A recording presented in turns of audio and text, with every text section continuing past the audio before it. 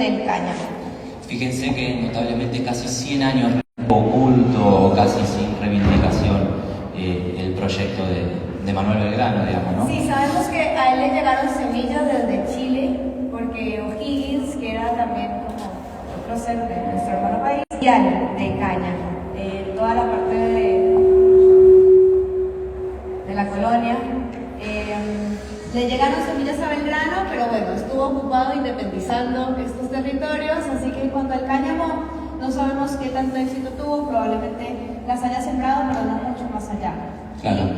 Sí, quizás después de esto, a principios de siglo, lo que se encuentra son algunos registros en artículos, más que nada dedicados al campo y a la chacra, agropecuarios, pero sin una reivindicación que lo distingue, ¿no? Sino mencionado. Sí, en 1869, que es la segunda fecha, que es el primer censo oficial de la República Argentina, aparecen mencionados en la provincia de Mendoza 3 cultivos y aparece como profesión cañamonero. Cañamón se le conocía a la semilla de cáñamo. Entonces aparecen ahí estos 3 cultivos registrados en Mendoza. Bien. Después otro registro no hay hasta que empieza a principios del siglo pasado y ahí empieza la publicación. El cáñamo era algo cotidiano, no solo en Argentina, sino en el resto del mundo. Entonces se empiezan a hacer monografías, a aparecer en publicaciones, publicidades, los productos. Claro, por ejemplo, acá vemos se publica la monografía del cáñamo por Carlos Girola en la Universidad de La Plata. Lo que Diana decía, bueno, lo vamos de la medicina, ¿no? Aparecía el cannabis en la farmacopea, en las diferentes farmacopeas a nivel mundial, o sea, era conocido por esos usos, pero la parte del cáñamo era común, o sea, y ahí no se hacía una distinción, simplemente que se vendían textiles, hilados, cordajes, jarcias, barnices de tipo industrial a partir de cáñamo. Y ahí marcamos la de 1919, es un evento internacional, pero que marca por el cáñamo el invento de la decorticadora. O sea, siempre evolucionamos junto a la planta de cannabis para todos sus usos, el uso industrial también incluido. Pero a partir de la decorticadora y también marca como lo que fue el siglo pasado de la revolución industrial, precisamente la industria, la generación de otras escalas, otro volumen, abastecer mercados. Bueno, la decorticadora fue algo que impulsó en cuanto al cáñamo eso. ¿Qué pasa? Paralelamente, la industria petroquímica, o sea, ya habían aparecido los hidrocarburos, empezó con la extracción y demás, la refinación, entonces la industria petroquímica iba también creciendo a la par, digamos, de los cultivos de las fibras naturales. Bien, y eso es reflejo acá en Argentina con la linera bonaerense, que ya conocen que es, digamos, el registro más cercano que tenemos para examinar acá en Argentina, que es, bueno, la linera bonaerense en la provincia de Jáuregui, de don Julio Esteberlin, un belga, que hizo, bueno, todo su empoderío, ¿no? Dio, digamos, origen de producción industrial en Argentina y después, bueno, termina feo, negro, digamos, en la época de la dictadura. Pero bueno, arranca acá en 1928, 1924 la fábrica, pero bueno, más o menos en esa época. La linera bonaerense es como el caso típico, emblema de desarrollo productivo, no solo de cáñamo, porque cáñamo viene a ser cultivado después, sino como de precisamente llevar trabajo o trabajadores, despoblar, digamos, las ciudades, llevarlos al campo, potenciar con esto de las economías regionales. Bueno, hace 100 años Esteberlin lo hacía. Él venía de Bélgica y venía de una empresa, una familia que hacía textiles. Vino a la Argentina, llegó a la provincia de Buenos Aires, siguió la ruta del tren, llegó a Luján, vio a Jáuregui y no había nada, había un río y visualizó lo que después y lo que al día de hoy se mantiene, un pueblo con prosperidad por lo menos de toda la parte de cultivo de algodón, cultivo de lino, después se incorporó el cáñamo. El cáñamo y el lino en la historia siempre van de la mano porque uno se cultiva en verano, el otro en invierno, porque los dos se extraen fibras textiles. Y bueno, él lo vio así y la verdad que otorgó derechos laborales antes de que hubiera derechos laborales en Argentina, o sea, antes del 14 bis. Primer peronista. Peronista antes de Perón, de hecho hay una anécdota al respecto. pero él visualizaba que además de trabajo debía dar educación a los hijos de esas familias, recreación, porque fundó el club náutico, club de remo, es como que precisamente la prosperidad, ¿no? Y de hecho hay anécdotas de que en Luján, que era el pueblo o ciudad más cercana y más grande a Jáuregui, esperaban ansiosos los días de paga de los minacos, que eran los que trabajaban en la minera bonaerense, porque eran muy bien pagos, o sea, estaba por arriba del promedio del sueldo de un trabajador. Les daba educación, la verdad, un visionario, entonces por eso es como el caso emblema. Es un caso emblema, exactamente, sí, de un pueblo que crece a raíz de una fábrica, ¿no? Sí, que en realidad después son 3 fábricas, entonces también en cuanto a eso fue muy próspero, que fue la linera bonaerense, Fabril Linera y Algodonera Flandria. Exactamente. Bueno, después vamos a ver cómo el declive, ¿no? El cierre de esa fábrica, la persecución y demás, pero bueno, es un poquito más adelante. Pasamos ya casi mitad de siglo, ya van a ver que empiezan publicaciones, ya empieza un poco más la movida cultural relacionada al agro por la parte del cáñamo, pero también, si ven, está un poco la demonización de la marihuana. Comienzan las primeras películas y los primeros cortos donde, bueno, obviamente dibujan a la marihuana como algo que te hace ver el mismo diablo y empieza, a ver, con esto que les decía del desarrollo de la industria petroquímica versus las fibras naturales. El cáñamo a principios del siglo pasado en todo el mundo seguía siendo muy común, hay publicaciones, Argentina tiene manuales del Ministerio de Agricultura, de promoción del cultivo, era común en los almanaques rurales, todos los años aparecía semillas de cáñamo, cultivo de cáñamo. La primera fotito son acciones de una compañía industrial de cáñamo de vino Reconquista, que al día de hoy, o sea, nosotros tenemos recortes de diario de esa época de cuando abre. Imagínense, para emitir acciones hace casi 100, hace 80, 90 años, es porque era una empresa grande. Hay un socio del proyecto cáñamo que es de Reconquista y ahí le dicen que es un mito, que no existe, que nunca se cultivó cáñamo en Reconquista. Entonces hasta incluso eso quisieron borrar, ¿no? Y la referencia de 1942 del Camp for Victory es porque en los Estados Unidos, en 1937, se sanciona la Marijuana Tax Act, que es una ley que no prohíbe, pero que impone tributos, impuestos a quienes cultivan marihuana. Pero marihuana, ¿qué es? Y cáñamo, ¿qué? Cannabis. Entonces, empieza a acuñar el término marihuana, pero en realidad desestimula el cultivo de cáñamo. Entonces, así comenzó todo. Empieza un poco la confusión, ¿no? El juego dialéctico entre cáñamo y cannabis, que es lo que Estados Unidos empieza a corregir, porque el impuesto viene más que nada por frenar un poco México, o sea, toda la inmigración, porque empiezan a condenar cannabis, negros, el jazz, inmigrantes mexicanos. Entonces, de ahí como el tope que empieza a poner, que después lo va a difundir a todo el mundo, pero el juego dialéctico o el error comunicacional entre cannabis y cáñamo comienza más en esta época. Sí, ¿no? acuñado, por supuesto, por los medios de comunicación. Yo lo vería como un doble golpe. También. Eso para el control social. Los blancos norteamericanos no lo consumían y veían una forma de poder controlar a los inmigrantes y a los negros que gozaban de derechos, porque ustedes saben que, ¿no? O sea, en el sur seguían siendo esclavistas hasta muy entrado del siglo XX. No solo fue digamos, aumentar el desarrollo de la industria plástica derivada del petróleo, que fue el boom, sino por el otro lado, o sea, el control social. Es que son todas cosas que pasaron al mismo tiempo y que tienen que ver precisamente con el cáñamo, o sea, como una fibra natural competía con la industria petroquímica, la industria farmacéutica, la industria papelera, el control social, o sea, y esto también, o sea, argumentos racistas, xenófobos, discriminadores, y sobre todo que sin ninguna base científica, queriendo acuñar cierta hegemonía y obviamente convenientemente fue cuando se empezaron a patentar las fibras sintéticas, ¿no? Entonces sustituimos un recurso natural renovable por derivados de recursos naturales no renovables. Pero en 1942, en plena Segunda Guerra Mundial, los suministros de cáñamo de Asia estaban cortados para Estados Unidos. Entonces Estados Unidos, que ya estaba en la guerra, quería recuperar. ¿Por qué? Porque esto, porque la siempre se asoció lo naval con el cáñamo. Las potencias mundiales navales cultivaban cáñamo, era estratégico para ellos. Entonces ellos decían, no, vamos a promocionar el cultivo del cáñamo y lo llaman Hemp for Victory, cáñamo para la victoria, e intentan reintroducir el cultivo del cáñamo en los Estados Unidos, diciéndole sea patriota, con el cáñamo vamos a lograr la victoria. Vemos, bueno, sí, muy propaganda yankee, ¿no?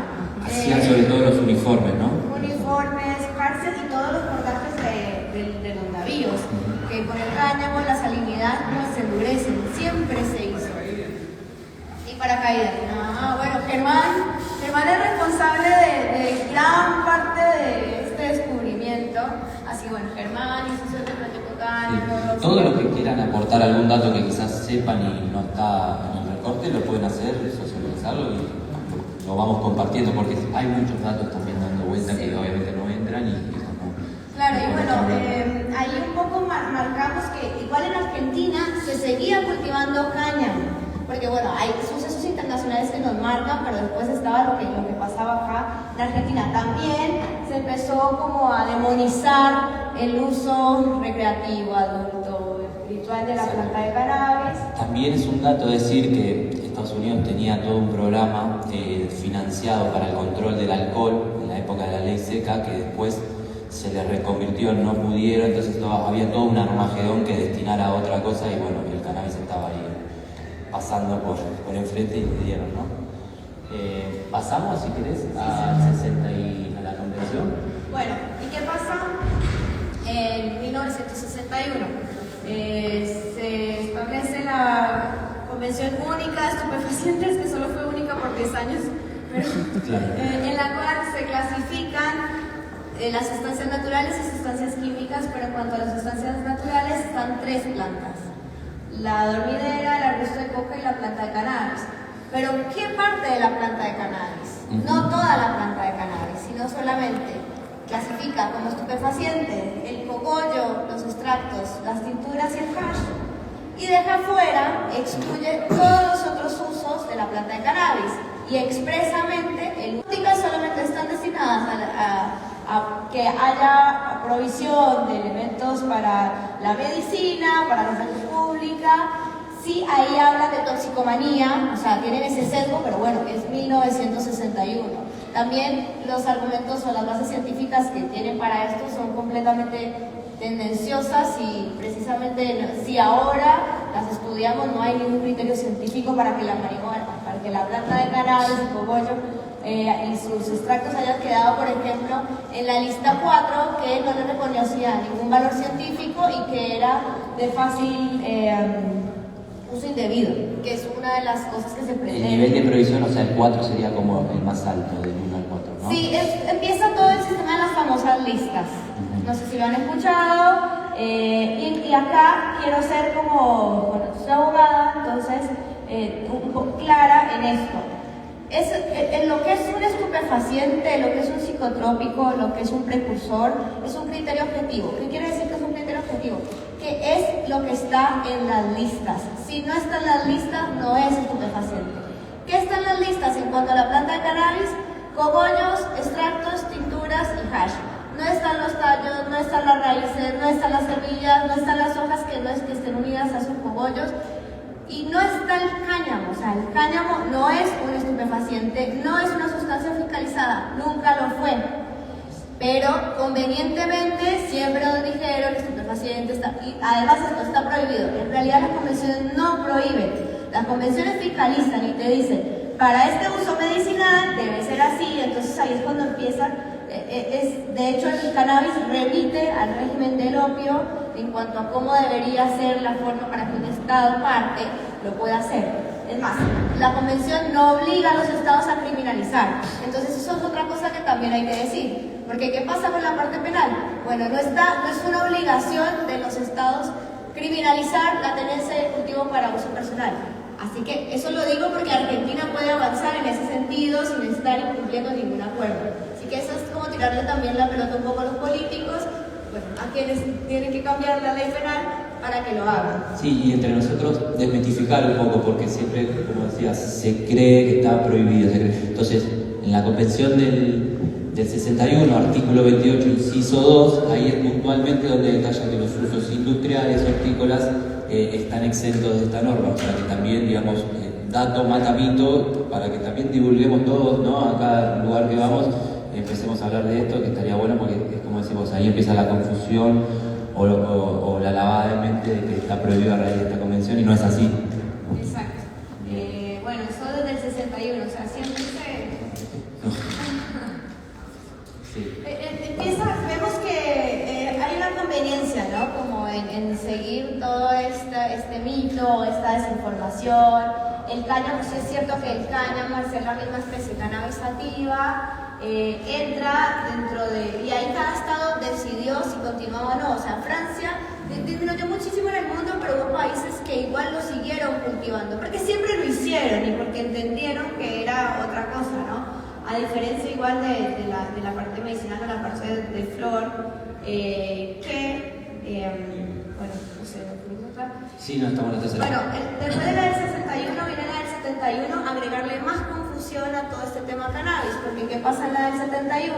Sí, recientemente descubierta, o sea, el año anterior o 2 años anteriores, se aísla la molécula del THC, o sea, el delta 9, tetrahidrocannabinol, con mensular, y ahí lo que les decía, la convención fue única por 10 años, ya entran los psicotrópicos y entran los principios activos de sustancias naturales y también de sustancias químicas. El THC queda en la lista 1 del 71, que es la más restrictiva de todas, o sea, no permite ni siquiera el uso medicinal. Entonces, ahí vemos que es como el origen de todo lo que hablamos hoy o debatimos hoy en día, de bueno, ¿qué nivel de THC? ¿Cómo lo hacemos? ¿Qué hacemos? ¿Qué dicen? Bueno, las convenciones, incluso hasta en eso, siguen avalando el uso industrial de un estupefaciente, el uso industrial de un psicotrópico, y ya les había dicho que el cáñamo no es ni estupefaciente, ni tiene principios psicotrópicos, ni nada. Entonces, es como más claro aún que todavía se puede, que se debería haber permitido desde ese entonces, ¿no? Bien, y bueno, ahí pasamos ya, vamos a entrar en la etapa de la dictadura, del 76, ya hay una persecución y está el decaimiento de Linera bonaerense. Linera bonaerense llegó a cultivar 400 hectáreas, como sí, el récord anual, Desde 1954 más o menos se empieza a cultivar cáñamo en Jauregui, en la Linera bonaerense.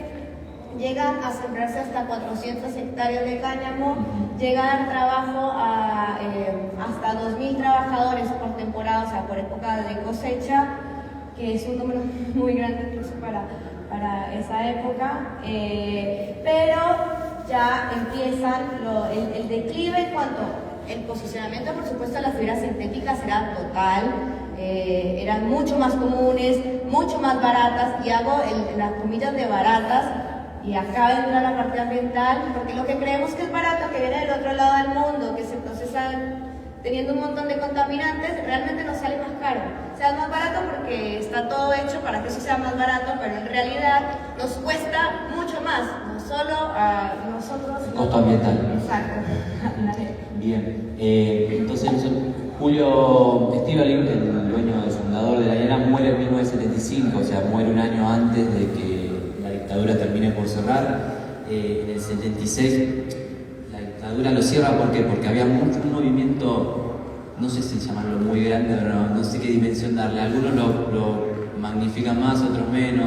Algunos dicen no, que venían de vez en cuando. Era un movimiento de gente que iba a Jauregui en busca de las plantas, o sea, sin saber que no tenía contenido de THC o un mínimo contenido de THC, pero bueno, lo veían como un control social que la dictadura estaba dispuesto a hacer, y después lo pagó mucho más, pero era parte de este proceso de reorganización nacional que la dictadura necesitaba, control social, y bueno, Jauregui era un punto. Claro, empiezan a hacerse frecuentes y comunes los robos en los cultivos, iban en el tren, se los llevaban, iban en las rutas, se los llevaban, lo denunciaban a la policía. Los mismos linacos no tenían ni idea que eso se fumaba, entonces no entendían por qué se robaban las cosas. Hay algunos recortes periodísticos que dicen que Gieco también estaba por allá, ¿no? Sí. Gieco era uno de los que frecuentaba la zona. No sé si lo confirmaron, pero bueno, creo que está en el libro. Hay varios rockeros por ahí que tienen como esas anécdotas. Bueno, En el 76 se llevan preso al encargado de Ese la fue el minera. primer preso por plantar. El primer preso por plantar. Cáñamo. El ingeniero agrónomo Batallanes es detenido durante un mes por cultivar cáñamo por esto, porque además sale en la prensa, ¿no? 2.000 kilogramos de marihuana incautada.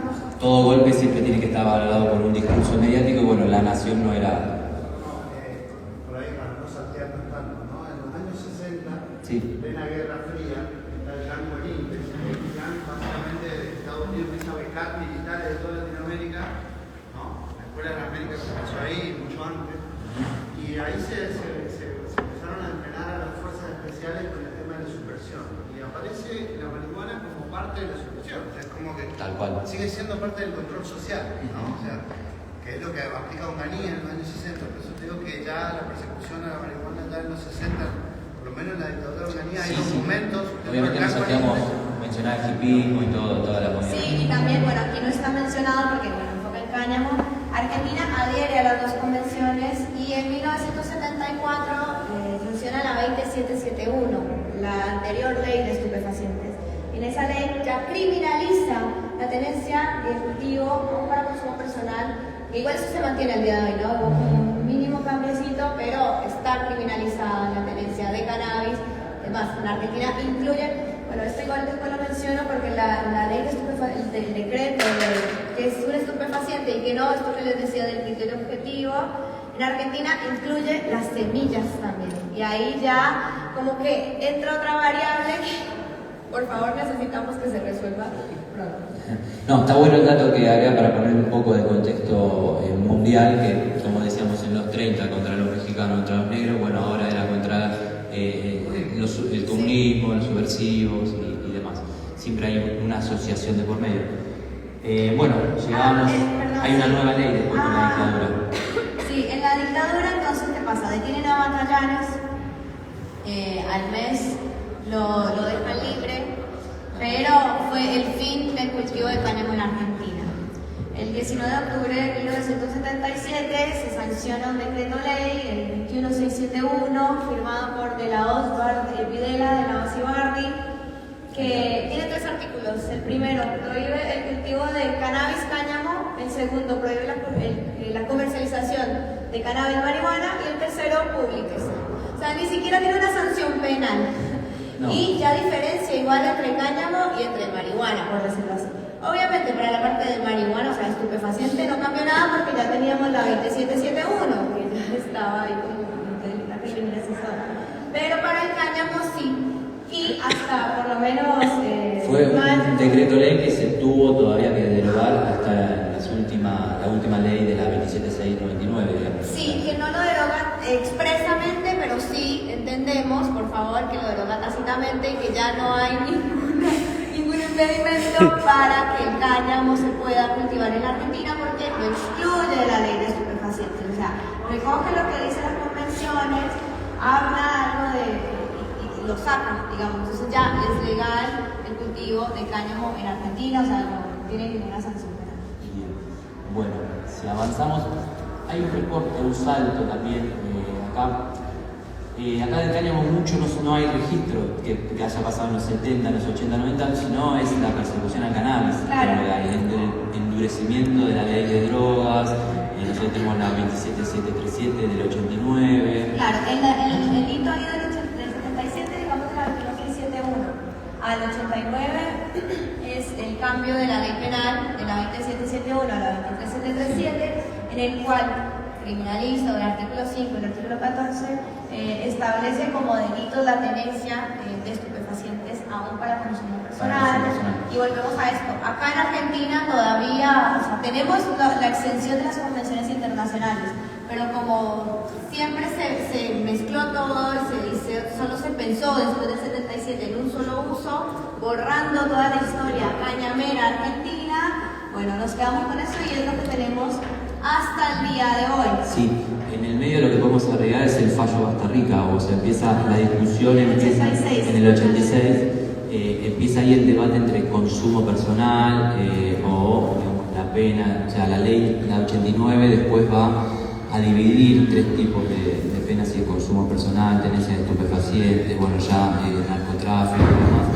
Entonces empieza un poco la interpretación judicial versus los legislativos, y hay muchos debates, hay muchos intentos de proyectos por despenalizar que dan truncos, y el Estado empieza a concebir, no del todo, pero sí como hay un intento de crear estas secretarías que hoy las conocemos como el CEDRONAR, por ejemplo, que tienen ya otra mirada, pero lo que va a hacer mucho ruido en esta época son las granjas, las famosas granjas terapéuticas, donde bueno, terminan por excluir, digamos, no curar ni darle un tratamiento eficaz, sino apartar de la sociedad a aquellas personas que quieren consumir. Y bueno, empieza todo el juego dialéctico, ¿no? Si somos usuarios, si es consumo, si digamos el consumo ya está en una etapa problemática. Cada palabra que usemos siempre tiene una connotación, así que eso está bueno, que también somos usuarios, tenemos derecho, elegimos. Otra cosa es la marginalidad de otros términos, ¿no? Así que es un poco la discusión quizás que se da más ahí. Claro, o sea, ya no hay referencias al término cáñamo, sino que todo en cuanto a cannabis era a marihuana, digamos, a la flor, o a su consumo, su tenencia, el narcotráfico, el prensado, pero nada del uso industrial, nada de cáñamo, hasta que, bueno, un poco lo que titulamos la revolución cañamera, que es lo que viene pasando desde la década pasada hasta hoy. Ahí es un poco como la compilación de lo que hemos venido haciendo como activistas y como asociación civil. Yo presenté una tesis en la Facultad de Derecho sobre los costos ambientales de la prohibición, en la cual cuento un poco todo esto de la exclusión, de las convenciones, de cómo se nos dijo que estaba prohibido cuando en realidad no estaba prohibido, cuáles fueron los intereses que avalaron, acompañaron y acompañan esa prohibición, y bueno, también los costos ambientales que tenemos hoy en día de eso que empezó hace casi 100 años. Y después nada, el desarrollo de bioplástico de cáñamo de Mariano, de los anteojos de cáñamo, Chambré, empieza el activismo, la investigación de todo lo de Jáuregui, la publicación de La Gran Cosecha, la revista THC, que es esta historia del cáñamo en Argentina, la constitución del proyecto cáñamo, asociación civil, la ley de cannabis medicinal, 2017, la primera, que fue reglamentada 2 veces después, que bueno, ahí ya como bueno, empieza la parte medicinal a copar el camino y a llevarse la mayoría de los laureles, y bueno, empieza más el debate, parece que hay una apertura ahí ya, el Estado empieza a prever políticas públicas siempre en el sentido de lo medicinal, pero ya la respuesta del Estado no es por negación, sino dando algún tipo de escucha, ¿no? Sí, algo igual curioso de la 27350 es que la 27350 habla del aceite de cáñamo. O sea, error. Sí, todo mal. No, aceite de cáñamo haciendo alusión a la resina del cogollo de la planta de cannabis. ¿Pero por qué? Porque fue pensado, y fue cuando salió lo de Charlotte's Web, la epilepsia refractaria y todo eso, y se empezaron a importar estos aceites que eran resinas derivadas de cáñamo, o sea, cannabis no psicoactivo, o sea, eran plantas que no tenían THC. Después de esto de las convenciones, un poco quedó acuñado que cáñamo es una definición jurídica, es la planta de cannabis con hasta X de porcentaje de THC. Sabemos que no es así, sabemos que tendría que ser otra cosa, no nos odien a los abogados, por favor, pero es lo que tenemos, es con lo que tenemos. Es la única manera que pudieron entender que era diferente. Pero era una ley que se pensó para la importación de un producto que de otro país ni siquiera era un medicamento, sino un suplemento dietario. Lo pusieron como ley, aceite de cáñamo. Bueno, no es el verdadero aceite de cáñamo, por lo menos no el que probaron estos días acá. Sí abrió la discusión, sí empezó a pensarse, digo la discusión en cuanto a que en términos culturales creo que el cannabis medicinal ya está legitimado por las familias, por las asociaciones, por el Estado, por todos, ya lo tenemos. Hay que pensar esto, que la 27350 vino a regular, en cuanto a la investigación, el uso ilícito de un estupefaciente, o sea, el cogollo, los extractos, las estructuras y hash. Pero solo eso es acotada incluso en ese sentido, o sea, no se refiere al cáñamo, por más de que diga aceite de cáñamo. Entonces, ¿qué necesitábamos para el cáñamo? Una ley de cáñamo como cultivo agrícola. ¿Qué fue lo que se intentó hacer junto a senadores, junto a diputados? Una ley específicamente para cáñamo. Que así todo no fue. Así todo no fue, porque entendemos que cáñamo también es cannabis y que la ley penal, que incluso al día de hoy sigue vigente la criminalización, es la que necesita ser cambiada. Es la que necesitamos avanzar en ese sentido, porque si no, tenemos esto. Tenemos ley de industria del cannabis medicinal y ley de industria para el cáñamo, pero una de las patas está dentro del barro y no está consolidada. Claro, justo ayer se daba en una de las moderaciones una consulta sobre el límite de 0,3 que planteaban si yo traigo algo que me dicen que tiene 0,3 y después por el cambio de suelo sale mal, ¿qué hago? Digamos, estoy infringiendo la ley. Entonces, la representante del Ministerio de Desarrollo Productivo respondía, bueno, todos los países están controlando con límites de THC, ¿por qué Argentina no va a hacer? Quizás la respuesta o la solución no está tanto en eso, sino en rever que tenemos una ley de drogas que no va en paralelo con los tiempos que se están viviendo o lo que se está desarrollando. Entonces también tendríamos que quizás la solución encontrarla por ahí de rever una ley de drogas del 89 que eran otros tiempos que soplaban y bueno, quizás eso solucione un poquito más de las problemáticas de la industria también, sí, ¿no? Ayude por lo menos. Sí, pensar también que ningún país tiene todo esto resuelto, ¿no? Ningún país, bueno, sí hay un par, pero no, es como no cuentan. La parte penal, la parte medicinal en cuanto a abastecimiento para pacientes, sea quien sea, o sea que quiero cultivar, o sea que quiero ir a la farmacia, o sea que quiero ir a la dietética. Y la parte industrial exenta, no hay ningún país que lo tenga así como que sea ideal en ese sentido. Cada país ha ido encontrando, de acuerdo a su experiencia, idiosincrasia y demás, la vía.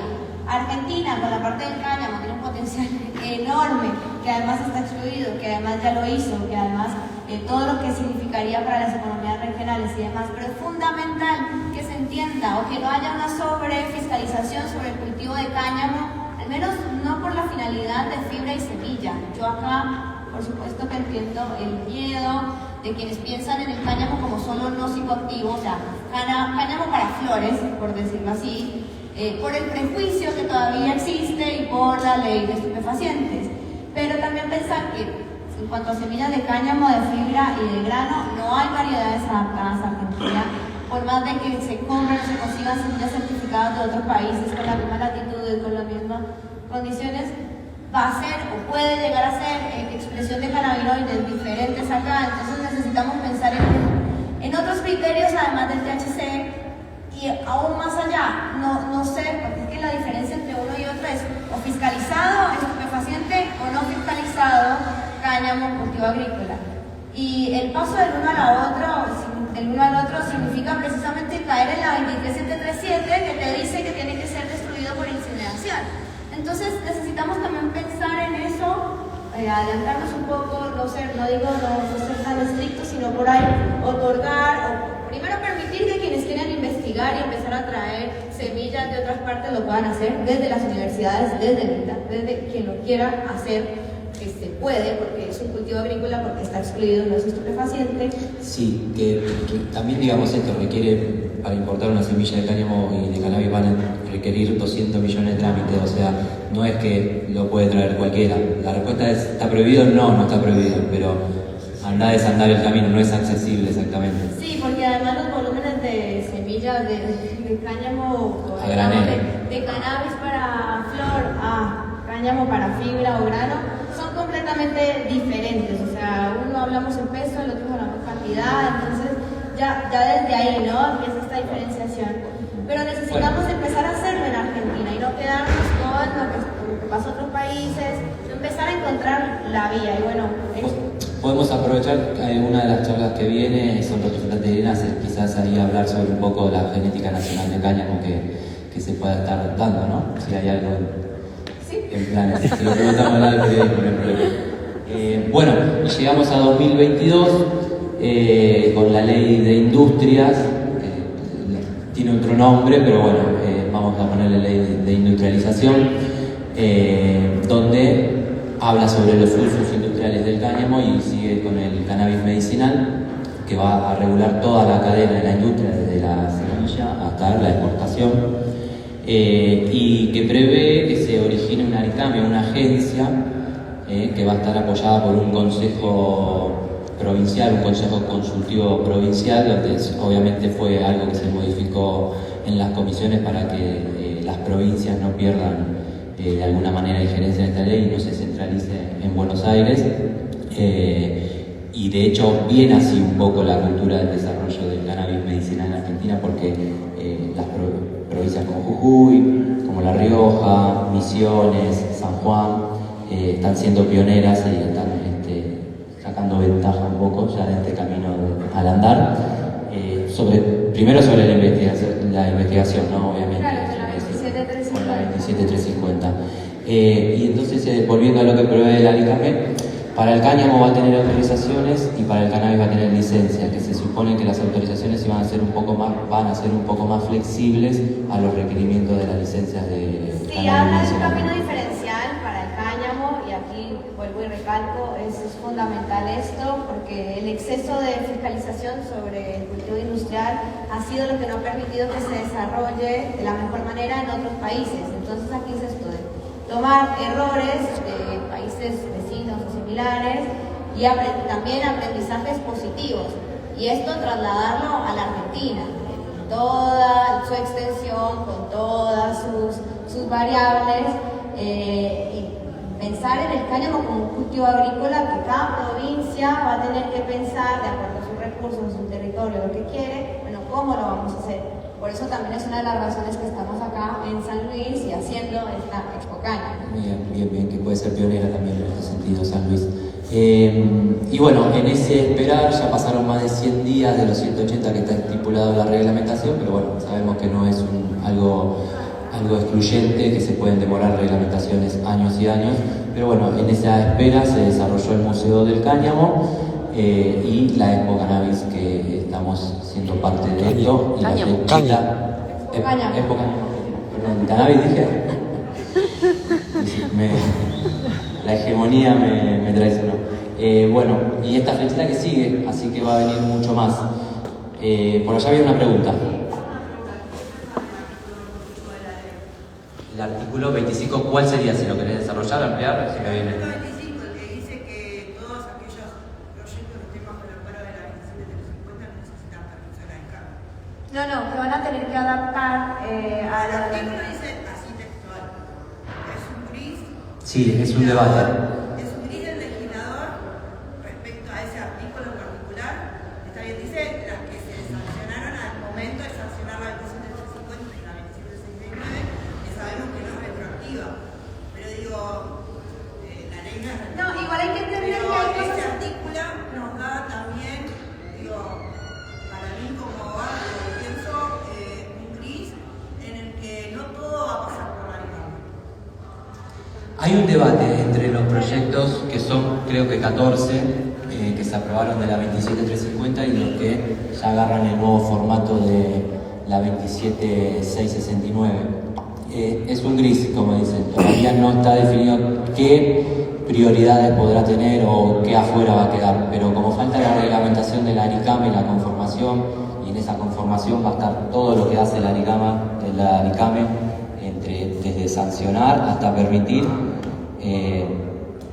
De mi parte no te puedo dar una respuesta. No, igual hay que entender que son leyes diferentes que buscan cosas diferentes. Entonces también eso, hay cosas que van a ir por la ARICAME y hay cosas que van a seguir por la 27350. Y sigue existiendo la 23737. Así que bueno, veremos qué pasa con la reglamentación. Y un poco como para darle el cierre, porque empiezan los debates, Sí. Y ahora nada, agradecerles. Sí, si hay alguna pregunta más o sugerencia que quieran contarnos, bienvenido.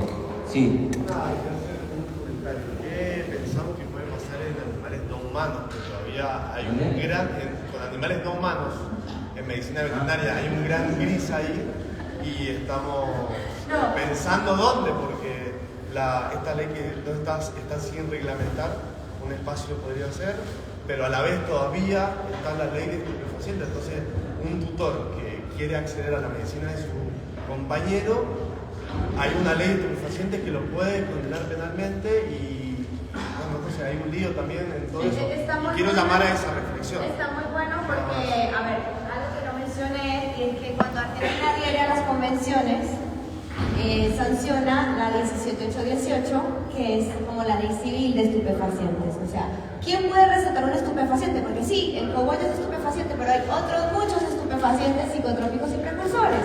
Los veterinarios, los médicos y los odontólogos. Entonces, incluso hasta en ese sentido la 27350 es sesgada, porque está regulando el uso de un estupefaciente a nivel medicinal para salud humana. O sea, le está quitando la posibilidad a los otros profesionales que pueden prescribir estupefacientes de hacerlo. Entonces, bueno, yo diría que la 27350, no, o sea, hasta en eso hay ignorancia, incluso en quienes la aplican, ¿no? Bueno, la 27600. Estamos en este proceso y tenemos... Buenísimo. Veterinarios Canábicos Argentina. Si lo quieren seguir, lo buscan. Los chicos están muy activos en redes sociales, están moviendo. Han hecho una carta al presidente también en su momento. Así que los que quieran referencias sobre Veterinarios Canábicos Argentina, buscan así en Instagram, ¿no? Sí, gracias. Bueno, damos cierre.